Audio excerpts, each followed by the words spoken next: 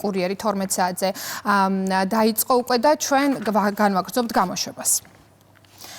კიდევ ერთი დასტური და აღიარება, რომ BBC-მ საგამოძიებო ფილმი მტკიცებულებების გარეშე მოამზადა. ასეთია მართველი გუნდის შეფასება კოტე ჩახუნაშვილის განცხადებაზე. ერთ-ერთ მედიასთან საუბრისას ჩახუნაშვილმა, რომლის დასკვნების საფუძველზეც ააგო BBC მასალა, თქვა, რომ მისთვის უცნობია გამოიყენეს თუ არა აქციების დროს აკრძალული ქიმიური ნივთიერება კამიტე. სწორედ მასზე და სხვა რესპონდენტებზე დაყრდნობით BBC ამტკიცებს, რომ გასულ წელს საპროტესტო აქციებზე მომიტინგეების წინააღმდეგ პირველი მსოფლიო ომის დროინდელი აკრძალული ქიმიური ნივთიერება გამოიყენეს. წყაროდ ბრიტანული მედია ჩახუნაშვილთან ერთად ასახელებს ქვეყნიდან გაქცეულ ირაკლის შაიშმელაშვილს და GDD-ს შეიარაღების დეპარტამენტის ყოფილ უფროს ლაშა შერგელაშვილს. რესპონდენტები არიან ასევე ეკა გიგაური და გიორგი ბაჩიაშვილი. ბრიტანული მედიის მძიმე ბრალდებების გამო ქართული ოცნება BBC-ს წინააღმდეგ საერთაშორისო სასამართლოებში დავას იწყებს. სახელმწიფო უსაფრთხოების სამსახურმა კი გამოძიება უკვე დაიწყო. საკითხზე უფრო ვრცლად ისაუბრებს შოთა ფალამანდიშვილი, შემოგვერთდება ახლა პირდაპირ ეთერში, შოთა ეთერში ხარ. BBC-ს მიერ გავრცელებულ დეზინფორმაციულ ამბავთან დაკავშირებით დღეს პირველი კომენტარი გააკეთა საქართველოს პრემიერ-მინისტრმა და შინაგან საქმეთა მინისტრმა ირაკლი კობახიძე მიიჩნევს, რომ კონსტანტინე ჩახუნაშვილის აღიარება, რომ კამეტესთან დაკავშირებით ის დეტალური ინფორმაციას არ ფლობს და მხოლოდ ზედაპირული ცოდნა გააჩნია, რეალურად კი ფილმი მის მიერ მიწოდებული მასალის საფუძველზე მომზადდა, ადასტურებს კიდევ ერთხელ იმას, რომ BBC-მ, რომელიც საკმაოდ გავლენიანი მაუწყებელი არა დაბალი სტანდარტით იმუშავა, რაც ნიშნავს იმას, რომ მიზანმიმართული დეზინფორმაციის კამპანია მიმდინარეობდა საქართველოს წინააღმდეგ, რასაც კონკრეტული შედეგები უნდა მოჰყოლოდა პრემიერ-მინისტრის თქმით, თუმცა ძალიან მალე მოხდა ამ ფაქტის მხილება. რეალურად ირაკლი კობახიძე მიიჩნევს, რომ მსგავსი სახის ასე ვთქვათ დეზინფორმაციული კამპანია ადასტურებს ერთ რამეს, რომ როგორც საერთაშორისო საზოგადოების ნაწილს, ისე ასე ვთქვათ ქართული ოპოზიციისა და ოპოზიციურად განწყობილი აქტივისტების ნაწილს აქვს სურვილი, რომ მაქსიმალურად დაზიანდეს ქვეყნის საგარეო იმიჯი. რაც შეეხება შინაგან საქმეთა მინისტრის განმარტებას, გეკა გელაძემ კიდევ ერთხელ თქვა, რომ ნივთიერება კამეტე არასდროს ყოფილა ასე ვთქვათ გამოყენებული სპეციალური საპოლიციო ღონისძიებების დროს და მსგავსი სახის ინფორმაციის გავრცელება და ფილმის მომზადება მხოლოდ ემსახურება ქვეყნის იმიჯის მიზანმიმართულ დაზიანებას. სამწუხაროდ BBC, რომელიც იყო თავის დროზე მაღალი რეპუტაციის მქონე ტელევიზია, დღეს ასეთ სიცრუეს ავრცელებს, უფრო დეტალურ ინფორმაციას გაავრცელებს ამ თემაზე, რა თქმა უნდა, შინაგან საქმეთა მინისტრი, შინაგან საქმეთა სამინისტრო, მაგრამ წინასწარ შემიძლია გითხრათ, რომ სამწუხაროდ BBC-ს ხელით გავრცელდა აბსოლუტურად ტყუილი ინფორმაცია. არ შეიძლება BBC, საერთაშორისო მედია, ხელმძღვანელობდეს იგივე სტანდარტებით, როგორც ხელმძღვანელობენ ფიქ ტელევიზიები საქართველოში, ხო? თუმცა ჩვენ ხედავთ, რომ აბსოლუტურად გათანაბრებულია სტანდარტები, უარყოფითი გაგებით, მარტივი ტყუილით შეიძლება იკადროს ტელევიზიამ, BBC-მ ამ შემთხვევაში. თავისთავად ის ფაქტი, რომ ჩახუნაშვილის დასკვნას ეყრდნობა BBC, ეს უკვე მეტყველებს ამ ტელევიზიაში სტანდარტების დონეს, ხო? ეს დონე არის ძალიან დაბლად დასული. ყველა ძალიან კარგად მოიხსენება, რომ მამაშვილი ჩახუნაშვილები არიან რადიკალური აქციების გულმხრივალი მონაწილეები. ერთ-ერთი მათგანი მონაწილეობდა პრეზიდენტის სასახლეზე შტურმში. როდესაც ასეთ ადამიანებს ეყრდნობა BBC, ეს უკვე ტრაგიკული მოვლენაა. რა ნივთიერებები იყო გამოყენებული ჯერ ერთი პირველ რიგში. ეს ნივთიერებები არის შეძენილი 2009 წელს, მაგრამ რაც შეეხება კონკრეტულ დასახელებულ ნივთიერებას, იმ ნივთიერებას საერთოდ არ შეიცავს ეს კონკრეტული, ასე ვთქვათ, მასალა. აქედან გამომდინარე, შინაგან საქმეთა სამინისტრო დეტალურად გეტყვით იმას, თუ რა ტყუილი გაავრცელა BBC-მ. რაც შეეხება ნივთიერება კამიტი საერთოდ არ ყოფილა გამოყენებული. ეს ნივთიერება, ეს არის მარტივი სიყალბე. დანარჩენზე დეტალურად გაცნობებ შინაგან საქმეთა მინისტრი. BBC-ს ყველაფერი დეტალური ჩვენ გავეცით BBC-ს თავის დროზე გუნდმა გასცა დეტალური პასუხი, თუმცა საერთოდ არ გამოიყენეს, ისინი დაეყრდნენ კონკრეტული ექსტრემისტების, კონკრეტული დეტალური ინფორმაცია გავუზიარეთ BBC-ს ყველაფერთან დაკავშირებით, თუმცა BBC დაეყრდო მამაშვილი ჩახუნაშვილების განცხადებას და არა ჩვენს პასუხს. ეს ყველაფერი ადასტურებს იმას, რომ BBC მიმოქმედა როგორც ფეიქ ტელევიზია. გავრცელებული ბრალდება, რომელიც შეეხება შინაგან საქმეთა სამინისტროს მხრიდან აქციის მონაწილეების წინააღმდეგ აკრძალული ნივთიერების ეგრეთ წოდებული კამიტის გამოყენებას არის სრული აბსურდია, სიცრუე არანაირი სიმართლე ამას არ შეესაბამება. მე პირადად გავეცანი ყველა დოკუმენტაციას, ყველა შესყიდვას, რომელიც კი განხორციელებულა მიმართულებით და სრული პასუხისმგებლობით და დარწმუნებით შემიძლია გითხრათ, რომ არასდროს საქართველოში შინაგან საქმეთა სამინისტროს არ შეუწყიდია ეგრეთ წოდებული კამიტი. სახელმწიფო უსაფრთხოების სამსახურმა დაიწყო გამოძიება მოგეხსენებათ. რა თქმა უნდა, დაინიშნება ყველა შესაბამისი ექსპერტიზა, გამოიკითხება ყველა ადამიანი და გაიცემა აბსოლუტურად ყველაფერს. ბატონი ვახტანგი რასაც გულისხმობდა 2009 წელს არის სხვადასხვა ნივთიერებების შესყიდული, უბრალოდ გაგისურვათ იმედები და ეს არ არის კამიტი. რამდენიმე ადამიანმა ერთმანეთში ბოდიში და იჭორავა და ამაზე რაღაცა პროცესები აიგო. მე დარწმუნებით კიდევ ერთხელ სრული პასუხისმგებლობით გეუბნები. ყველა დოკუმენტაცია შეგვიძლია გამოძიებას გადავცეთო. არ არსებობს საქართველოში არასდროს არ შესყიდულა აღნიშნული ნივთიერება, ეგრეთ წოდებული კამიტი. BBC-ს მიერ გავრცელებულ ვიდეოში საუბარია სწორედ ნივთიერება კამიტზე, რომელიც მე-20 საუკუნის 10-იან წლებში პირველი მსოფლიო ომის დროს გამოიყენებოდა. BBC კონსტანტინე ჩახუნაშვილზე და რამდენიმე აქტივისტზე დაღდნობით აცხადებს, რომ ეს ნივთიერება იქნა გამოყენებული საპოლიციო ღონისძიებების დროს, თუმცა გუშინ კონსტანტინე ჩახუნაშვილმა ერთ-ერთი ტელეკომპანიის ეთერში ისაუბრა და განმარტა, რომ მას რეალურად არ აქვს სრულფასოვანი ცოდნა და ინფორმაცია აღნიშნულ ნივთიერებასთან დაკავშირებით. კვლევა, რომელიც მან ჩაატარა, იყო ზოგადი და ზედაპირული და ის შინაარსობრივი თვალსაზრისით არ ითვალისწინებდა აღნიშნული ნივთიერების სიღრმისეულად კვლევას, თუმცა მიუხედავად ამისა, როგორც ჩანს და ფაქტია, მაინც გახდა BBC-ს მთავარი წყარო და იმ ბრალდების გავრცელების მთავარი წყარო, რომელიც ბრიტანულმა მაუწყებელმა საქართველოს ხელისუფლების წინააღმდეგ გავრცელა. დღეს იმაზე რომ ასე ვთქვათ კონკრეტული აგენტი იქნა გამოყენებული, მაგრამ ჩვენი კვლევის ფარგლებში პირველი რომ ეს ინფორმაცია არ გვქონდა, ჩვენ კვლევას მიეწერა რომ ჩვენ საფუძველზე ასე ვთქვათ გასწრა ეს ამბავი ამ კამიტეს შემადგენლობას, ანტიდოტს, რა ეფექტები აქვს ასე შემდგომ ლიტერატურას მე თავიდან ბოლომდე ვერ გავეცანი და შესაბამისად უფრო კომპეტენტური ხალხი იქნება, ვისაც შეუძლია ამ ეტაპზე რომ პასუხი გააქცეთ. კონსტანტინე ჩახუნაშვილის განცხადებას მორიგ აღიარებად მიიჩნევენ მართველ გუნდში. ქართულ ოცნებაში ამბობენ, რომ ზოგადად ფილმი და დეზინფორმაციული კამპანია არის მიზანმიმართული, ასე ვთქვათ, ეგრეთ წოდებული შავი პიარის შემადგენელი ნაწილი, რომელიც მიზნად ისახავს ქვეყნის იმიჯის დაზიანებას. ამაზე ადასტურებს ისიც, რომ ქართული ოცნების პრესსამსახურმა ფილმის მომზადების დროს BBC-ს სრული და ამომწურავი ინფორმაცია გადასცა, თუმცა მართველი გუნდის წევრების თქმით, არც ერთი მტკიცებულება და დოკუმენტი, რომელიც ამ თეორიას გააბათილებდა ჟურნალისტმა, არ გამოიყენა. მართველი გუნდის წევრებს იმედი აქვთ, რომ ძალიან მალე საერთაშორისო სასამართლოები დაადგებდნენ იმას, რომ BBC-მ სტანდარტი დაარღვია და ბრიტანულ მაუწყებელს შესაბამისი პასუხისმგებლობა მოუწევს. ჩახუნაშვილი გააკეთა განცხადება, რომელიც გამოხმაურება სუსის გამოძიების. როდესაც მიხვდა რომ კონკრეტული პასუხისმგებლობა დაეკისრებოდა ამ საკითხზე, გამოვიდა და თქვა, არაო, მეო ლიტერატურის გაცნობაც კი ვერ მომასწალიო. მე ეს არ მithქვავს, რომ ეს ნივთიერება გამოყენებული იქნა. უკვე დაიწყო ჩვენ თვალსა და ხელშუა მეორე ტყუილის თქმა, რომელიც მიაყოლა პირველ ტყუილს, რომელიც BBC-ს უთხრა. ამიტომ ეს პასუხისმგებლობა ყველა მიმართულებით დადგება. ამ ტყუილის გამავრცელებლები აქაც აგებენ პასუხს, ვინც გააკეთეს ეს შეგნები და საქართველოს ინტერესების დასაზიანებელი. და დარწმუნებული ვარ, რომ BBC-საც მოუწევს ბოდიშის მოხდა, ისევე როგორც მოუხადა ბოდიში ტრამპს ამ ყალბი დეზინფორმაციის გავრცელებისათვის. ჩახუნაშვილთან დაკავშირებულია ეს გაუგებარი ისტორია, როდესაც იგი ერთს ამბობს და BBC-ს სხვას წერს, უბრალოდ იმას მოწმობს, რომ სასამართლო ჯერ არ დაწყებულა და მტყუანი უკვე ჩანს.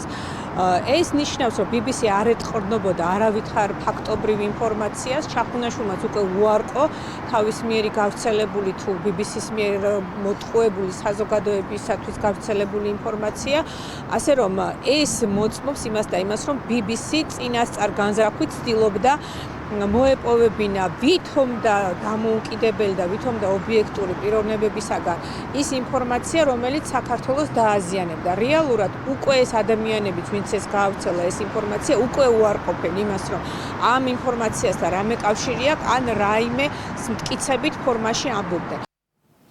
BBC-ს მიერ გავრცელებულ ინფორმაციასთან დაკავშირებით სახელმწიფო უსაფრთხოების სამსახურმა, როგორც ცნობილია, გამოძიება უკვე დაიწყო. კონსტანტინე ჩახუნაშვილმა რამდენიმე წუთის წინ დაწერა სოციალურ ქსელში, რომ ის სუსში ამ საკითხთან დაკავშირებით დაიბარეს. ჩახუნაშვილი უარს აცხადებს სუსში მისვლაზე და ამბობს, რომ მოსამართლის თანდასწრებით სურს ჩვენების მიცემა. მადლობა შოთა, თქვენ უსმენდით შოთა ფალავანდიშვილს. ამ წუთებში თბილისის საქალაქო სასამართლოში მტკვარი ჰესის საქმეზე გიორგი ბაჩიაშვილის სასამართლო პროცესი იმართება. უკვე დაიწყო საქმის არსებითი განხილვა. თავად ბაჩიაშვილი ბრალს არ აღიარებს, ბრალდების მხარე კი არაერთ მტკიცებულებაზე საუბრობს, რომელიც პროკურორის განცხადებით დაკავებულის დანაშაულს ადასტურებს. გიორგი ბაჩიაშვილს მტკვარი ჰესის საქმეზე ბრალდება სისხლის სამართლის კოდექსის 220 პრიმა მუხლის მეორე ნაწილით აქვს წარდგენილი, რაც სპეციალური უფლებამოსილების მქონე პირის მიერ სამსახურეობრივი მოვალეობის შეუსრულებლობას ან არაჯეროვნ შესრულებას გულისხმობს, რამაც მძიმე შედეგი გამოიწვია. საქალაქო სასამართლოდან ჩაგვერთვება ლიკა ალელიშვილი. ლიკა, პირდაპირ ეთერში ხარ. დიახ, კესო, თბილისის საქალაქო სასამართლოში მტკვარი ჰესის საქმესთან დაკავშირებით საქმის არსებითი განხილვა დაიწყო გიორგი ბაჩიაშვილის საქმეზე. მას გამოძიება ბრალდების მხარე ედავება გულგრილობას. ჩვენ ვესაუბრეთ პროკურორს სასამართლო პროცესის დაწყებამდე. პროკურორი მიხეილ სადრაძე ჩვენთან საუბარში ამბობს, რომ არსებობს საქმეზე არაერთი მტკიცებულება, რომლითაც დასტურდება გიორგი ბაჩიაშვილის ბრალეულობა. როგორც გითხარით, საქმის არსებითი განხილვა მიმდინარეობს ამ წუთებში თბილისის საქალაქო სასამართლოში და იკითხება ბრალდების მხარის ერთი მოწმე. რაც შეეხება დაცვის მხარეს, ვიცით, რომ გიორგი ბაჩიაშვილი არ აღიარებს წაყენებულ ბრალს. დაცვის მხარემ კი დღეს პროცესის დაწყებამდე კომენტარი არ გააკეთა. დღევანდელ სასამართლო პროცესზე ბრალდების მხარის ერთი მოწმე დაიკითხება, რომელიც თანაინვესტირების ფონდის თანამშრომელია. დღევანდელი სისხლის სამართლის საქმე ეხება ეგრეთ წოდებული მტკვარი ჰესის პროექტს, სადაც გიორგი ბაჩიაშვილის წარდგენილი ბრალდება გულისხმობს გულგრილობას. ამ დანაშაულის არსი ძალიან მარტივად არის დადასტურებული, იმიტომ რომ ეს ყველაფერი დასტურდება დოკუმენტურად და სამართლებრივად. შინაარსი ამ დანაშაულის არის შემდეგი: გულისხმობს თვითონ ორგანიზაციის და სამსახურის ინტერესის წინააღმდეგ ჩადებულ ქმედებებს ამ თავისი ფუნქციებისადმი გულგრილი ზერელი დამოკიდებულების გამო, რომელმაც ძალიან სერიოზული ზიანი გამოიწვია. ეს არის როგორც ფინანსური, ასევე პროექტის არაგონიურულად ვადაში გაწელვა და მისი მომგებიანობის საკმაოდ შემცირება.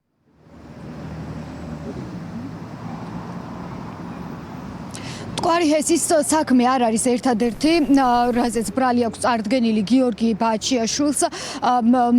ის უკვე მსჯავრდებული არის ქართული ოცნების დამფუძნებლის ბიძინა ივანიშვილის დიდი რაოდენობით კრიპტოვალუტის მითვისების ფაქტზე და გიორგი ბაჩიაშვილს ამ საქმესთან დაკავშირებით 11 წლით თავისუფლების აღკვეთა უკვე მისჯილი აქვს. მესამე საქმე გიორგი ბაჩიაშვილის წინააღმდეგ არის საქართველოს სახელმწიფო საზღვრის უკანონო კვეთა. ამ საქმესთან დაკავშირებით თაც ის უკვე მსჯავრდებულია და მას 4 წლით და 6 თვით პატიმრობა აქვს მისჯილი, რაც შეეხება მტკვარი ჰესის საქმეს, რომელზეც გულგრილობას ედავება სახელმწიფო ბრალდება გიორგი ბაჩიაშვილს 2-დან 5 წლამდე თავისუფლების აღკვეთას ითვალისწინებს. მადლობა ლიკა, თბილისის საქალაქო სასამართლოდან გვერდებოდა ლიკა ალელიშვილი. ქართული ოცნება თინა ხიდაშელისა და მისი ორგანიზაციის ანტისახელმწიფოებრივ ქმედებებზე საუბრობს. როგორ იყენებენ ირანული კომპანიები საქართველოს სანქციების გვერდის სასავლელად. ამ სათაურით კვლევა სამოქალაქო იდეა მოამზადა და პარტნიორებთან გააგზავნა, მათ შორის არსებული ინფორმაციით დოკუმენტი გაიგზავნა ამერიკის სახელმწიფო დეპარტამენტშიც.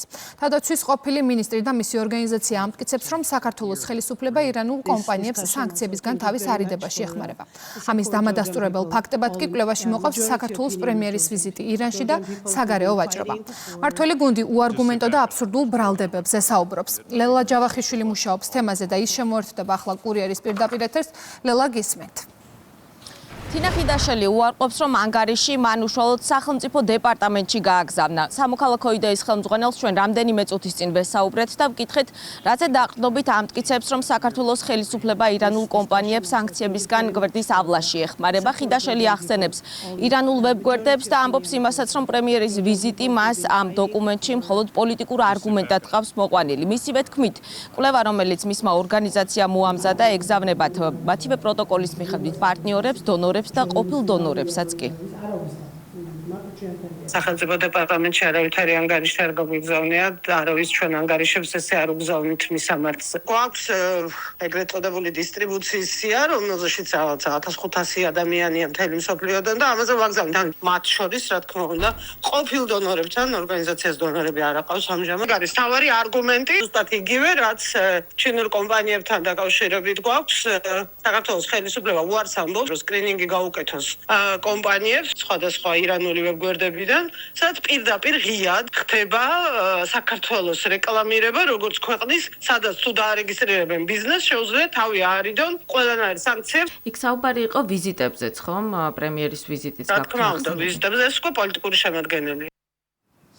თინა ხიდაშელი უარყოფს იმასაც, რომ მის ორგანიზაციას დონორები ჰყავს. რამდენიმე თვის წინ კი აქტიურად განიხილებოდა სამოქალაქო იდეის დაფინანსების საკითხი ტაივანის ბიუჯეტიდან. ქართულ ოცნებაში აცხადებენ, რომ თავდაცვის ყოფილი მინისტრის მხრიდან ანტისახელმწიფოებრივი ქმედება არ უკვირთ, რადგან მას უცხო ქვეყნების ინტერესების გამტარებლად მოიხსენიებენ. ამბობენ იმასაც, რომ ხელისუფლების წინააღმდეგ კომპრომატად ვერ გამოდგება ვერც საერთაშორისო ვიზიტები და ვერც საგარეო ვაჭრობასთან დაკავშირებული საჯარო ინფორმაცია. თინა ხიდაშელი არის უცხოური გავლენის აგენტი, ქვეყნის ღალატი მისთვის არ არის უცხო მოვლენა, აქედან გამომდინარე ესეთი ანგარიშები, რა თქმა უნდა, არავის გვიგვირს, რაც შეეხება სპეკულაციებს, იგივე ვიზიტის თემით, ხო? თქვენ ძალიან კარგად მოგახსენებათ, რომ იმ ვიზიტში მონაწილეობდნენ ასევე სომხეთის და აზერბაიჯანის ლიდერები, თუმცა იქ თინა ხიდაშელებს არ დაუწყიათ სპეკულირება ამ თემით და არც საერთაშორისო თინა ხიდაშელებს დაუწყიათ სპეკულირება ამ თემით. ხო, ეს არის სამარცხვინო ღალატი, რომელსაც უცხოური გავლენის აგენტები ჩადიან უკვე მრავალი წელია. არც ერთი მათგანი საქართველოს მხრიდან დაფარული არ ყოფილა. ვიზიტები დაფარული ვერ იქნებოდა, იმიტომ რომ საჯაროდ მოხდა.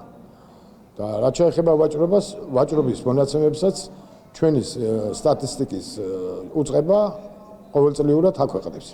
რა ვაჭრობა გვაქვს, რა შემოსავალია აქედან, როგორი თვითმფრინვა არის და ასე შემდეგ. არც ეს არის დაფარული. ეხლა ეს არის ძალიან იაფფასიანი ტაივანის მიერ დაქირავებული ადამიანის რაღაცა ნარატივი, რომელიც არის იმდენად მდარე ხასიათის და იმდენად დაბიო ხასიათის, რომ კომენტარსაც კი არ საჭიროებს. რა ინფორმაცია გაამჟღავნა ასეთი საკუთარი ქვეყნის სტატისტიკის უწყება აქვეყნებს. ამას ყოველწლიურად და ყოველკვარტალურად ვითარ ვაჭრობთ, რამდენს ვაჭრობთ და რას ვაჭრობთ. თინა ხიდაშელის განცხადებით, მისი არასამთავრობო ორგანიზაცია სამოქალაქო იდეა ირანთან თანამშრომლობის შესახებ მეორე ანგარიშზე მუშაობს ამ ეტაპზე. მადლობა ლელა, ეს იყო ლელა ჯავახიშვილი. პარლამენტის თავმჯდომარე ალეკო ელისაშვილი საქმესთან დაკავშირებით სოციალურ ქსელში პოსტს აქვეყნებს. ახლა არის მარტივი კითხვა, როდის გარიცხავს ლელო ტერორისტული აქტის ჩამდენ საკუთარი რიგებიდან. იგივე კითხვა მიემართება ალდეს. ტერორისტის წევრად ყოლა და ევროპა რამდენად თავსებადია. წერს შალვა პაპუაშვილი. განათლების მინისტრმა ზოგადი განათლების რეფორმის ეროვნული კონცეფციის პრეზენტაცია გამართა. რეფორმის მიხედვით ერთსა და იმავე დისციპლინაში საერთო სახელმძღვანელო იქნება. გივი მიქანაძის თქმით, სამინისტრომ გასული 6 თვის განმავლობაში შერჩევითობის პროცედურის გავლით შეერჩია ექსპერტთა ჯგუფები. მინისტრის განცხადებით, სასკოლო რეფორმა იქნება ყოვლისმომცველი. ასევე შემუშავებული დოკუმენტის განხილვა მოხდება მიზნობრივ ჯგუფებთან. საბოლოო ვერსია კი წარადგინება მთავრობას. სამინისტრომ დოკუმენტი რამდენიმე თვიანი მუშაობის შემდეგ მოამზადა. ზოგადი განათლების რეფორმის ეროვნული კონცეფციის შესახებ უფრო ვრცლად ისაუბრებს ქეთი ზანთარაია. ქეთი, ეთერში ხარ.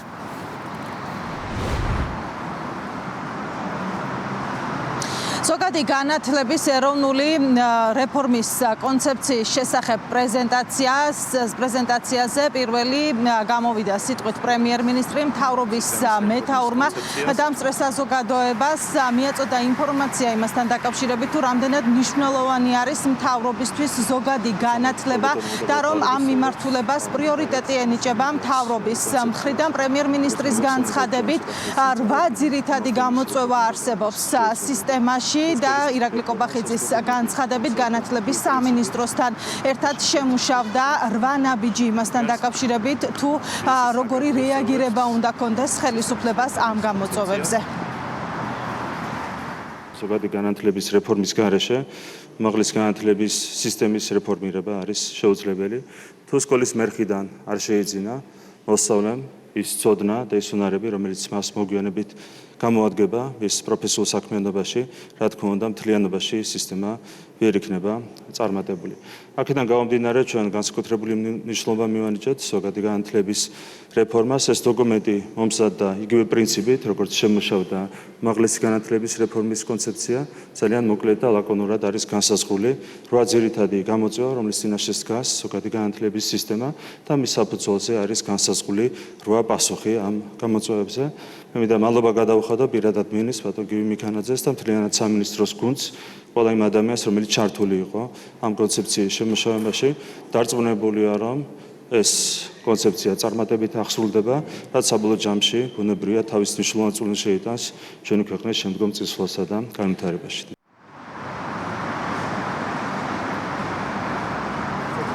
საგანმანათლებლო პროგრამის რესურსები, სასწავლო პროგრამა, ასევე სასკოლო ცხოვრება, კავშირი განათლების საფეხურებს შორის მასწავლებელთა კვალიფიკაცია, სასწავლო გარემო, სასწავლო პროცესის ინკლუზიურობა და მართვისა და დაფინანსების სისტემა. ეს არის ის მთავარი გამოწვევები, რომელზეც დღეს ისაუბრა განათლების მინისტრმა. მან საკმაოდ ვრცელი პრეზენტაცია წარადგინა იმასთან დაკავშირებით, თუ რა ნაბიჯების გადადგმას გეგმავს მთავრობა ამ მიმართულებით და განათლების მინისტრმა დღეს ამ პრეზენტაციაზე არაერთ სიახლესთან დაკავშირებით გააკეთა აქცენტი. მთავარი მიზანი და აქცენტირება არის ზოგადი განათლების ეროვნული მიზნების დოკუმენტი. ეს დოკუმენტი არის თავიდან ბოლომდე ეროვნულ ფასეულობებზე და ღირებულებებზე ორიენტირებული საკუთარი ქვეყნის, ჩვენი ქვეყნის ტრადიციების, კულტურის, ისტორიის დაფასებაზე. სწორედ ამაზე იქნება მთელი სასწავლო პროცესი ორიენტირებული, მოხდება ამ კომპონენტის ფარგლებში ფუნდამენტური საგნების, ისეთი როგორიც არის ქართული ენა და ლიტერატურა, ისტორია, გეოგრაფია, გაძლიერება, სასკოლო საფეხურები განისაზღვრება შემდეგნაირად. დაწყებითი იქნება პირველი მე-6 კლასი, საბაზო იქნება მე-7, მე-9 და საშუალო საფეხური იქნება მე-10, მე-11 კლასები. განათლების, მეცნიერებისა და ახალგაზრდობის სამინისტრო სრულ პასუხისმგებლობას იღებს იმაზე, რომ 11 წლიანი სწავლება იქნება საკმარისი იმისთვის, რომ ჩვენ სრულფასოვანი ზოგადი განათლება მივცეთ ახალგაზრდებს. ამავდროულად ჩვენ ნებაყოფლობით კომპონენტს დავტოვებთ, რომლითაც ყოველი წლის მარტში გავხსნით სარეგისტრაციო ბადეს, სადაც ნებისმიერ დაინტერესებულ პირს შეიძლება დარეგისტრირდეს, თუ მას ექნება სურვილი, რომ მე-12 კლასშიც ისწავლოს და შესაბამისად მე-12 კლასი მათთვის სპეციალურად გაიხსნება შემდეგ სასწავლო წელს და ამით მათ ინტერესებსაც დავაკმაყოფილებთ. ჩვენ შემოგვაქვს მე-11 კლასში ეგრეთ წოდებული რეპეტიტორიუმი, როდესაც ბავშვებს ექნებათ შესაძლებლობა, რომ ისწავლონ მხოლოდ იმ საგნებში, რაც უნდა ჩააბარონ ეროვნულ გამოცდებზე და ეს იქნება ინტენსიური ერთწლიანი სასწავლო პროგრამა, რომელიც საშუალებას მისცემს თითოეულ მოსწავლეს, რომ მაქსიმალურად ჩაერთოს და მათ აღარ უნდა დასჭირდეთ დამატებით სკოლის გარეთ სასწავლო პროცესებში ჩართვა, იმიტომ რომ მთელი სასწავლო პროცესი ორიენტირებული იქნება სწორედ იმ საგნებზე და იმ მასალაზე, რომელიც ეროვნული გამოცდების პროგრამასთან იქნება ყველაზე ახლოს დაკავშირებული. მეორე ნაბიჯი, ეს არის სისტემური და განახლებადი რესურსები. ჩვენ 2-3 წლის განმავლობაში ყველა სახელმძღვანელოს შევცვლით სკოლაში. დაიწერება სრულიად ახალი სახელმძღვანელოები. ამისთვის სამინისტრომ გასული 6 თვის განმავლობაში შერჩევითობის პროცედურების გავლით შეარჩია ექსპერტთა ჯგუფები სხვადასხვა დისციპლინის მიხედვით და სამინისტრო აიღებს პასუხისმგებლობას დაწეროს სახელმძღვანელოები და ეს სახელმძღვანელოები დაინერგოს შემდეგი სტანდარტით. ერთი სახელმძღვანელო ყველა სკოლაში ერთი და იმავე დისციპლინაში.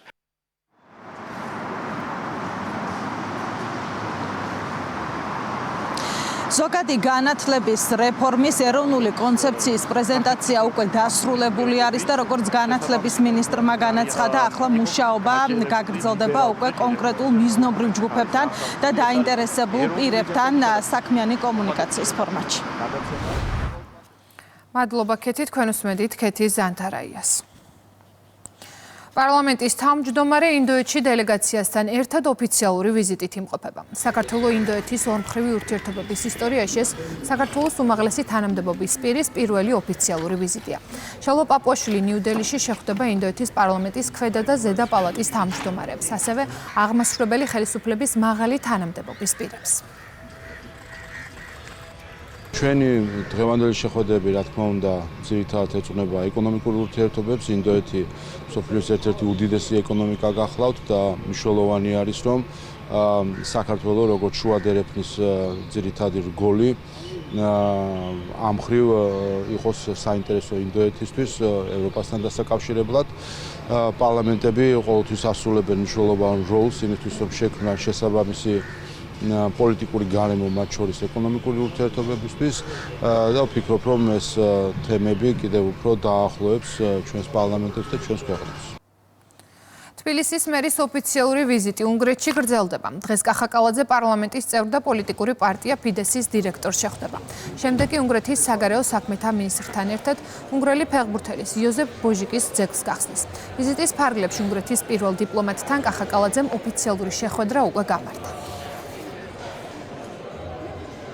წარმატებული ვიზიტი მიმდინარეობს უნგრეთის დედაქალაქ ბუდაპეშტში. მოგეხსენებათ, რომ უნგრეთი არის ჩვენი ძალიან დიდი პარტნიორი და ძალიან დიდი მეგობარი. ბოლო წლების განმავლობაში განსაკუთრებით წამოიწია ეს მეგობრობა. ძალიან ბევრი უსამართლო გადაწყვეტილება იქნა დაბლოკილი უნგრეთის მხრიდან და მომავალშიც ჩვენ მივიღეთ დაპირება, რომ ყველანაირი უსამართლობა იქნება დაგმობილი ევროკავშირში. ასევე ძალიან მნიშვნელოვანია ჩვენ გვაქვს ძალიან კარგი ეკონომიკური ურთიერთობა. უნდა გავაღრმავოთ ეს ურთიერთობა, იქნება არის პოტენციალი იმისა, რომ ჩვენი ვაჭრობა გავზარდოთ, როგორც ექსპორტის, ესევე იმპორტის კუთხით. გარემოს დაცვისა და სოფლის მეურნეობის მინისტრი კი ისრაელის სახელმწიფოში ოფიციალური ვიზიტით იმყოფება. ვიზიტის ფარგლებში დავით სონღულაშვილმა ისრაელის ქნესეთში შეხვედრები გამართა. ქნესეთის თავმჯდომარესთან მინისტრმა ორი ქვეყნის მეგობრული და პარტნიორული ურთიერთობების გაღრმავების შესაძლებლობები, სავაჭრო ეკონომიკური თანამშრომლობის ახალი მიმართულებები და რეგიონული სტაბილურობის საკითხები განიხილა. დავით სონღულაშვილი ისრაელის ქნესეთის საქართველო-ისრაელის მეგობრობის ჯგუფისა და ეკონომიკური კომიტეტის ხელმძღვანელს და იერუსალიმის პატრიარქ თეოფილე მესამეს შეხვდება.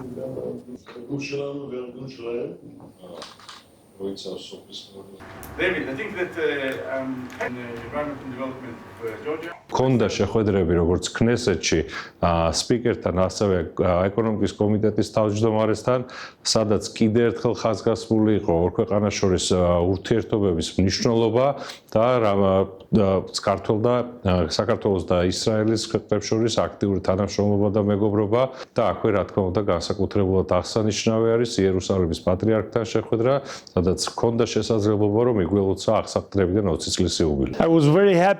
შეხვედრა ძალიან ნაყოფიერი იყო, ხოლო ჩვენ პირველ რიგში მეგობრები და ძმები ვართ. ძალიან ბევრი ებრაელი ქართული წარმოშობისაა და ჩვენს ქვეყნებს შორის მრავალმხრივი ურთიერთობები გვაქვს.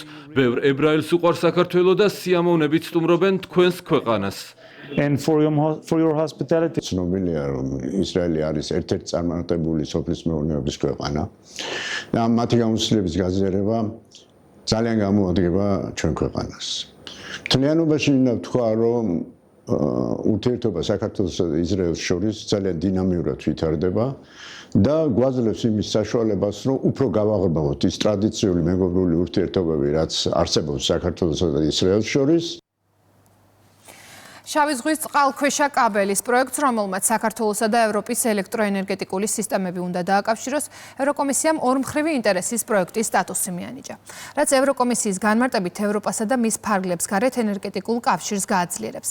პროექტი სამხრეთ-აღმოსავლეთ ევროპასა და რუმინეთს საშუალებას მისცემს ისარგებლონ გაფართოებული საექსპორტო შესაძლებლობებით და განახორციელონ ელექტროენერგიით ვაჭრობა. ეკონომიკის ევროკომისიის გადაწყვეტილებას ეხმაურება საქართველოს ენერგეტიკის ყოფილი მინისტრი. დავით მირცხულავა წერს, რომ ქართული პროექტისა და იდეისთვის აღნიშნული სტატუსის მინიჭება ქვეყნის დიდი გამარჯვება. პროექტის მნიშვნელობაზე ისაუბრა პრემიერ-მინისტრმა. შავი ზღვის კაბელის პროექტი ძალიან მნიშვნელოვანია ჩვენი ქვეყნისთვის. აქედან გამომდინარე აქტიურად ვარ ჩართული ამ პროექტის პირველი ფაზის განხორციელებაში, წინასწარ ხდება ვითარების შესწავლა. რა თქმა უნდა, ჩვენ მზად ვართ, რომ გავაგრძელოთ თანამშრომლობა ევროპულ სტრუქტურებთან ამ პროექტის განხორციელების კუთხით. კარგია, რომ მათ საკუთარი საინტერესო პროექტების ნუსხაში შეიტანეს, ორმხრივი ინტერესის პროექტების ნუსხაში შეიტანეს ეს პროექტი. შინაგან საქმეთა სამინისტრომ თაღლითური სქემა გამოავლინა და ჯგუფურად ჩადენილი სხვისი ნივთის დაზიანების, ასევე თაღლითობის მცდელობის ფაქტებზე ორიბერი დააკავა.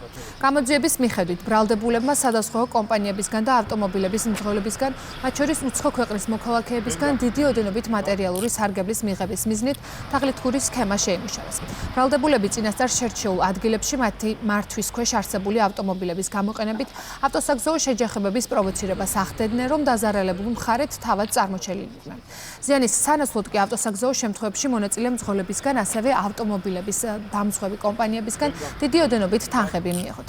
სამართალდამცველებმა ორივე მათგანი ქალაქ რუსთავში მატერიალური სარგებლის მიღების განზრახვით განხორციელებული შეჯახების ფაქტზე გამოავლინეს და ბრალდებულების სახით დააკავეს. უწყების ინფორმაციით ბრალდებულები მსგავსი სახის რამდენიმე ათეულ საგზაო შემთხვევის ფაქტში მონაწილეობდნენ. დანაშაულები 7 წლამდე ვადით თავისუფლების აღკვეთას ითვალისწინებს. ქვემო ქართლის პოლიციამ ჯგუფურად ჩადენილი გამოძალვის თავისუფლების უკანონო აღკვეთის პირადი ცხოვრების ამსახველი ინფორმაციის უკანონოდ გამოყენების არაადამიანური მოპყრობისა და თვითმკვლელობამდე მიყვანის ბრალდებით წარსულში სხვადასხვა დანაშაულისთვის ნასამართლები 3 პირი დააკავეს. გამოძიებით დადგინდა, რომ 2003 წელს დაბადებულმა დაზარალებულმა გასული წლის ზაფხულში თანასოფლელებთან ითამაშა ბანკო, ხოლო თამაშის დასრულების შემდეგ აღნიშნულმა პირებმა დაზარალებულს განუცხადეს, რომ მას წაგებული ჰქონდა 20,000 ლარი და უნდა გადაეხადა. მოგვიანებით ბრალდებულებმა მეგობართან ერთად დაზარალებულს $6,500 და $2,800 ლარი მუქარითა და ფიზიკური ძალადობით გამოსცემეს.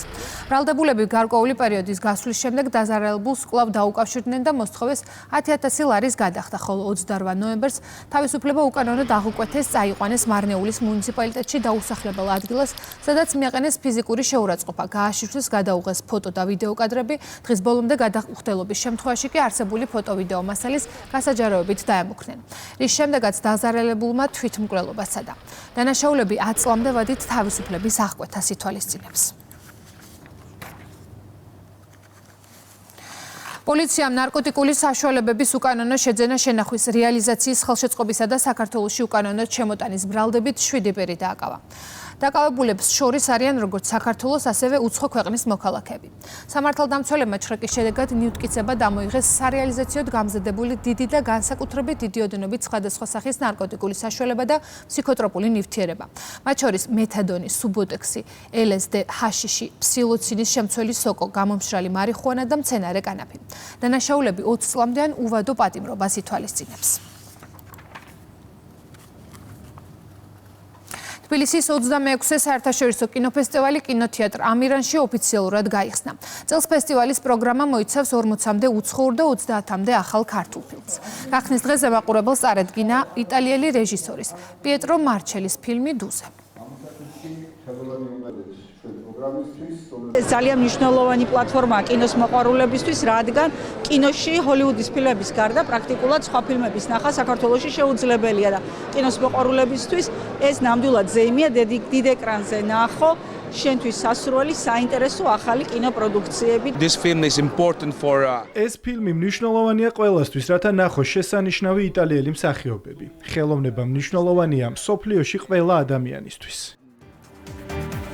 კურიერი 12-ზე ამით დასრულებულია. ჩვენ ერთმანეთს 3 საათზე შევხვდებით. მანამდე კი ყველას ეხნეს გაიცანით რუსთავი 2.0